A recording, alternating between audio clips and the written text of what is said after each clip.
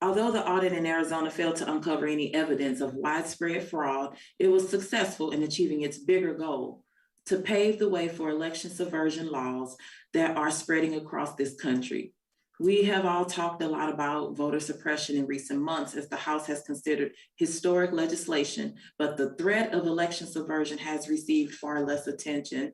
So I'd like to hear from our experts, and I know going over this again, just to be clear, just having a very clear understanding for me, what election subversion is and how this audit has fueled it and what Congress can do to address it. So Ms. Ramachandran, briefly, can you explain what election subversion is, just to be, so it can be a little more clear and how it differs from voter suppression, the difference?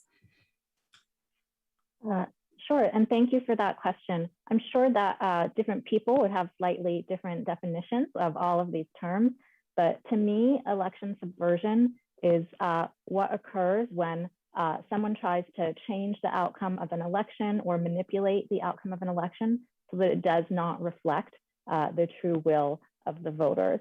And of course, suppressing votes is one indirect way of doing that. Thank you. How has the Cyber Ninjas partisan audit laid the groundwork for more election subversion laws? If you could answer that. Thank you for that question. The Cyber Ninjas review has laid the groundwork for these laws because they've made insinuations of fraud, for instance, that we've seen repeated here today, actually. For instance, they implied that perhaps some voters had voted more than once in multiple counties. They implied that some voters who had moved from their residence and insinuated they were no longer eligible to vote had voted. They implied that, that the county was not keeping up its list maintenance properly, despite their membership in the ERIC database that the other witness mentioned. And through all of those implications, they justify future legislation that would propose undermining the will of the voters. So it fortunately did not pass, but there was a bill proposed in Arizona that would have permitted the state legislature to simply pick electors for president that were not the ones that the voters voted for. That kind of outrageous bill is the sort of thing these insinuations unfortunately lead to. Yes, thank you for bringing that up. The Brennan Center has found that in this year alone, more than 200 bills containing election subversion provisions have been introduced in state legislatures across the country, and 24 of those bills have been enacted into law.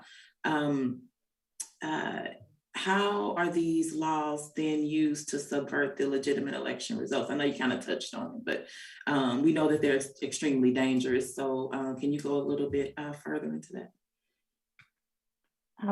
Thank you so much for that question. I do have to apologize that it's a large effort to track all of these laws across the states, and I am certainly not the sort of primary lead on that effort at the Brennan Center, but I am familiar with my colleagues' work and the fact that there's a whole host of laws that make it harder to vote that have been popping up all over the country. Yes, and as you brought up, 2 months into the Cyber Ninjas partisan audit in Arizona, HB 2720 was introduced by State Representative Shauna Bullock on May 24th, 2021. So Ms. Ramachandran, could you please explain what impact this particular bill would have on voters in Arizona, particularly Black, Brown, and Indigenous voters? Thank you so much for that question. If that sort of legislation were ever to pass in Arizona, the impact would be severe because the voters would be at risk of having their choices not respected in the election for president. There would be a risk that the state legislature would attempt to choose a different slate of electors than the slate that received the most votes, merely because they did not like the outcome of the election. And obviously that would be, that means risking the disenfranchisement of millions of voters in Arizona if that were ever to come to fruition.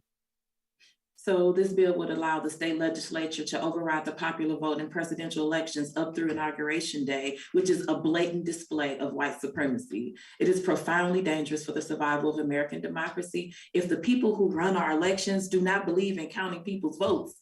It is clear that the threat of election subversion is present and grave. We must continue our oversight work to expose this audit and prevent anti-democratic election subversion laws from spreading any further. Thank you, and I yield back. The gentlelady yields back. The gentleman from Ohio, Mr. Gibbs, is recognized. Mr. Gibbs? Madam Chairwoman, I ask for unanimous consent for